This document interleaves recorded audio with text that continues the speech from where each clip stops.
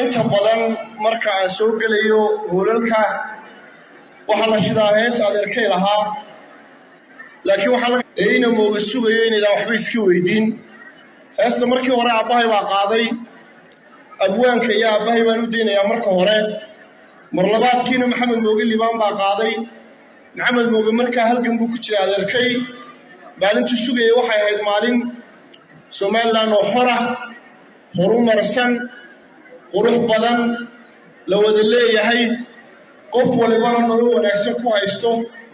wixii shalay laga dagaalamay wax la mid inaanay somaliland ka jirin maalinta horta waa maalintaas weeye reer moogana maalintooday sugayaanoo maalintu waa janno ilaahayna jannada waa na geynayaa ilaahay idinkii inta adeerkay heesihiisu dalkan baa lagu xoreeyey waa heeso aniga laabta igaga qoran ninkii garanaya ayaa garanaya wixii loo soo maray qoyskaygana dhibaato badan baa ku soo gaadhay heesihii lagu abaabulayay ummaddan awowgay xadhig badan buu ku mutaystay gurigayga dhibaato badan baa ku soo gaadhay anigoo yaroo ardayana mararka qaarkood dhibaatadaabay soo gaadhi jirtay macnahaasay leeyihin oo qiimahaasay leeyihiin anigana agtayda waa ku weyihiin aad bay noogu weyihiin ninkii aanay ku weynayn isagay u taallaa laakiin eesaa maxamed mooge waxay mudan yihiin in lagu qoro bayjis dahaba oo dabeetana la suro madxafyada ay ummaddani leedahay markuu hadlaayo waa kadee ummadda heestii adeerkii u qaada ninkii aanay ku weynayn isagay u taallaa laakiin eesaa maxamed mooge waxay mudan yihiin in lagu qoro